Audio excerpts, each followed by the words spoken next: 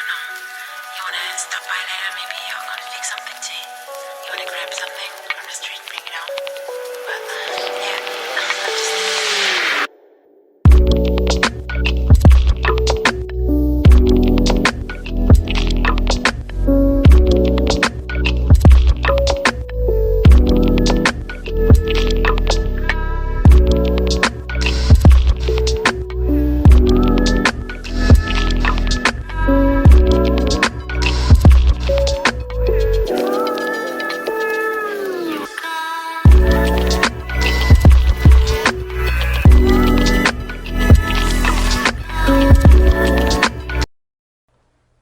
Everybody good? Ready to roll? Good morning. So I want to start off saying how proud I am of this organization. The fact that, we have built a culture that if there's something wrong, somebody will come forward with that information, or will stop it, as soon as it's going on, or stopping the progress of it happening. And in today's world, that's good to have people that are morally and ethically strong. They're not going to blow away in the wind and go with whatever way things are going. They're going to stand firm and have a backbone and say, this is wrong, I'm going to stop it. And that's exactly what happened. So Jennifer Lewis was a member of the Pasco Sheriff's Office from January 2016 to March of 2021. She was a child protective investigator, and her role was to protect children, like all of them. And that's probably one of the toughest roles in our organization, is what those women and men do in there, day in and day out, protecting those kids. And, major part of our job is to go out there and interview. To make sure, you are that decision. To make sure you go to a judge and say, the kid's safe, or to say the kid's not safe and we have to do something about it. That is absolutely critical.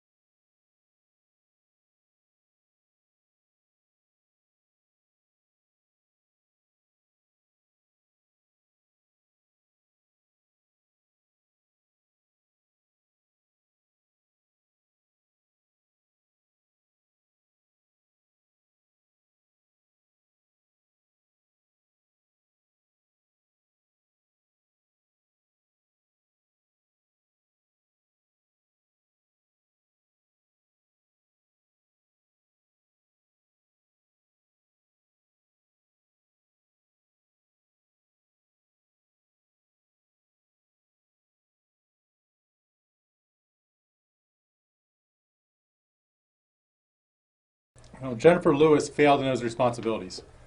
On several occasions, she was out there and she had a trainee with her. And while she was out with the trainee, she was doing what was her role and responsibility.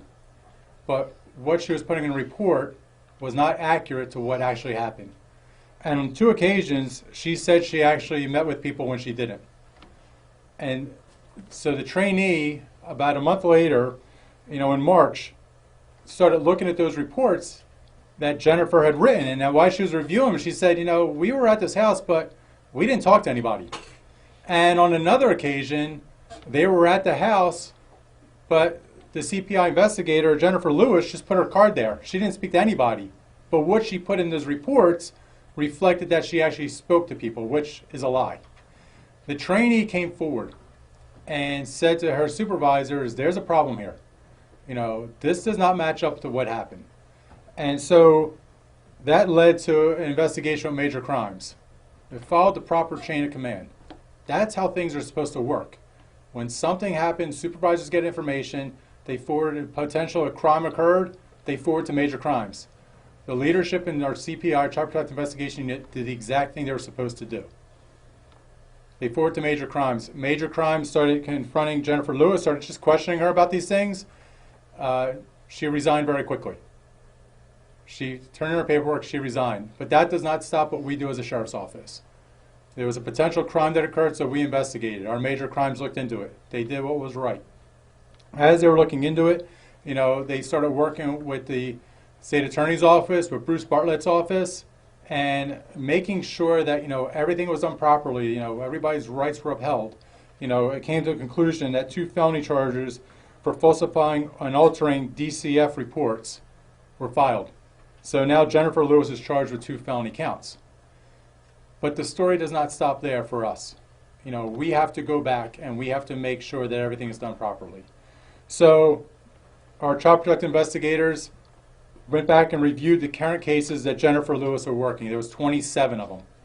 They went back and reviewed all 27 cases. They didn't find any discrepancies, anybody being harmed. Well, not say discrepancies. Let me go back to take that back. There were some discrepancies that they were still reviewing, but as to people being harmed or anybody in danger, there was nobody being harmed or in danger. There was 27 cases.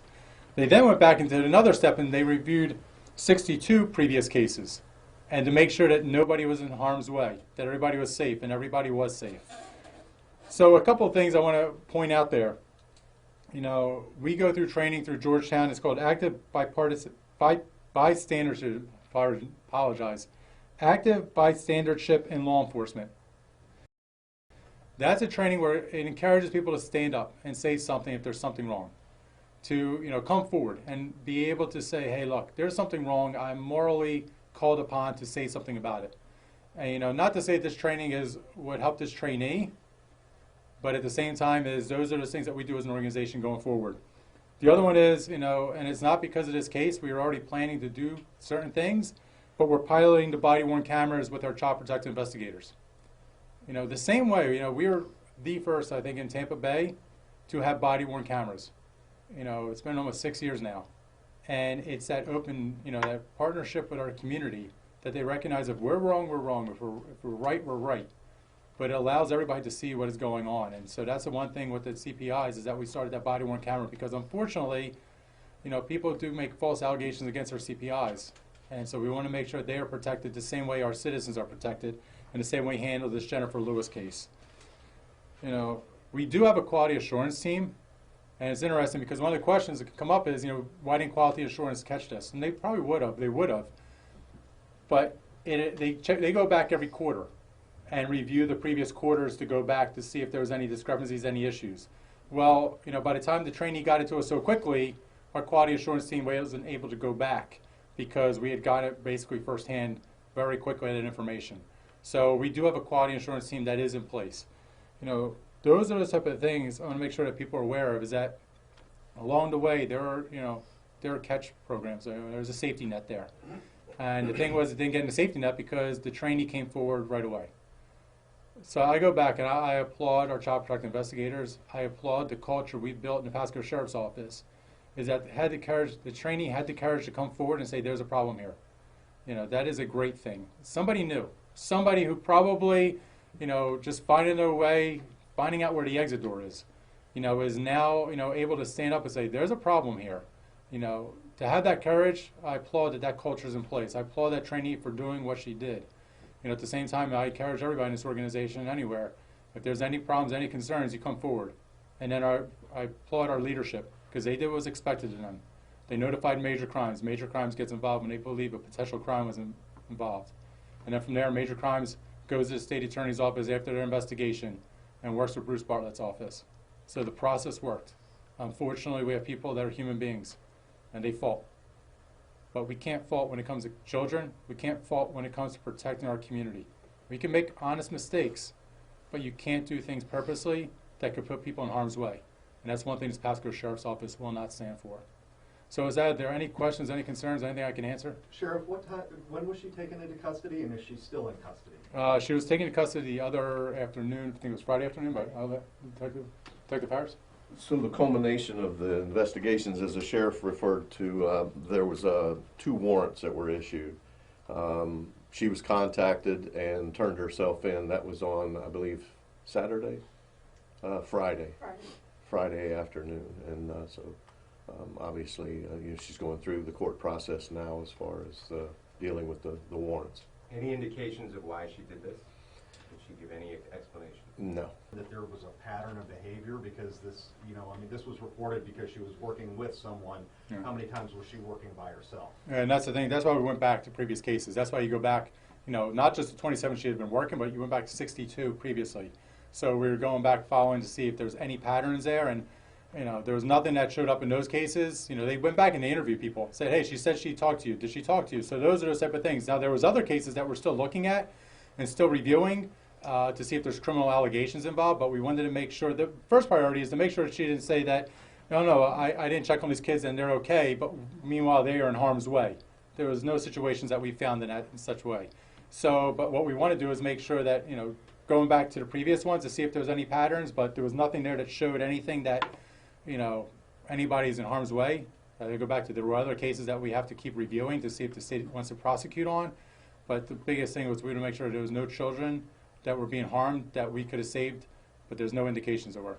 Do you think this sends a strong message to other members that, you're not going to put up with this? I think consistently since May of 2011, we've sent that strong message that, we will not tolerate those, that commit a crime, that we will hold people accountable. We will hold ourselves accountable more than the community.